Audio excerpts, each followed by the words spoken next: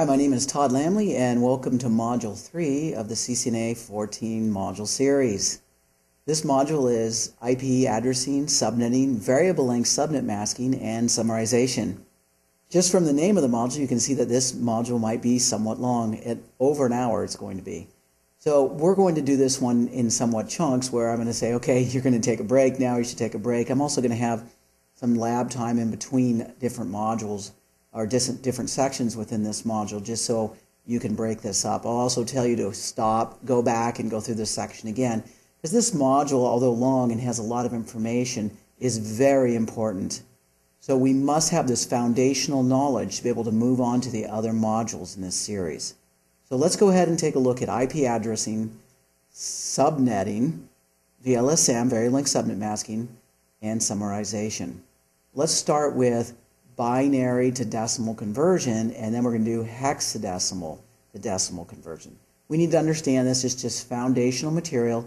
Again, now we're working through Chapter 3 of the CCNA Study Guide. If we look at a binary number, it's going to be 8 digits long, each digit having a value from 1 to 128, starting at the right, moving left, doubling value as we move left. So example 1, 2, 4, 8, 16, 32, 64, 128. We're also going to call these our block sizes, and we'll get to that term in a minute. If I have no bits on in a byte, my value is 0. Notice I have 4 bits on here. And what I'm going to do is take where there's ones, and I'm going to add up their value. Now it's really easy when up here I have the bit values.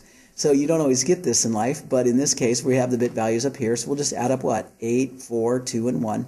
So that's 12, 2 is 14 plus 1 equals 15.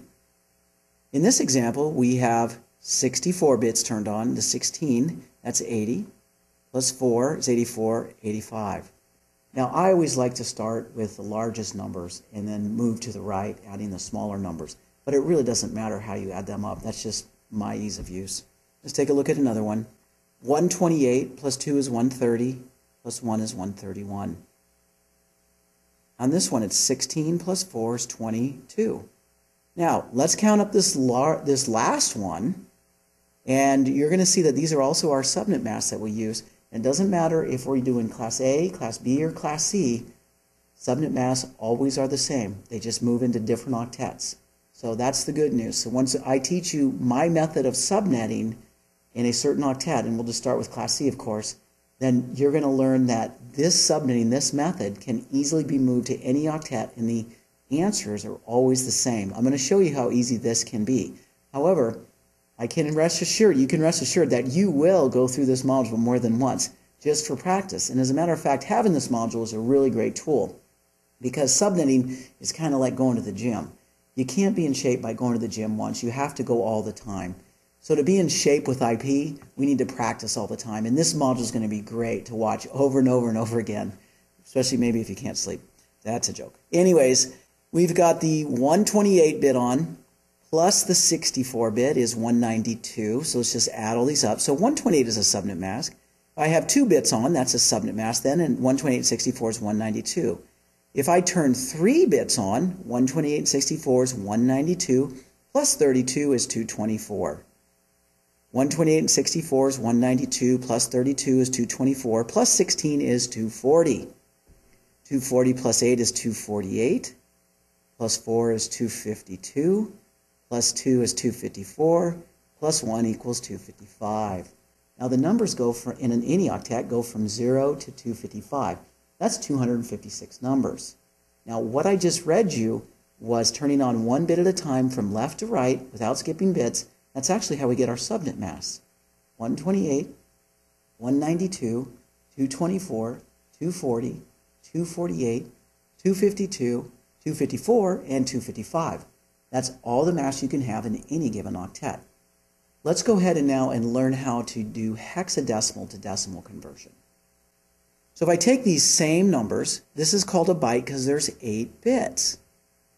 So what I want to do is break this up into nibbles. And I mentioned in the first module, had you watched that, I'm not sure, that a nibble is 4 bits. So here's one nibble, and here's the second nibble. So the numbers only go from 0 to 15, which is kind of nice, so they can't get too big, so it's really easy. my hexadecimal conversion number here to decimal, hexadecimal is 0, 0. So my answer would be 0, 0. Now on this second one, if we look at the second line, my first nibble here is definitely a 0. There's no bits on. But look at this one. 1, 1, 1, 1. That's 8 and 4 is 12 plus 2 is 14 plus 1 is 15. In hexadecimal, you can't use the numbers 10, 11, 12, 13, 14, 15 because we only can use one bit, 0 or 1. So when we get to 10, we're going to call that A, 11 would be B, 12 would be C, 13 would be D, 14 would be E, and 15 is F.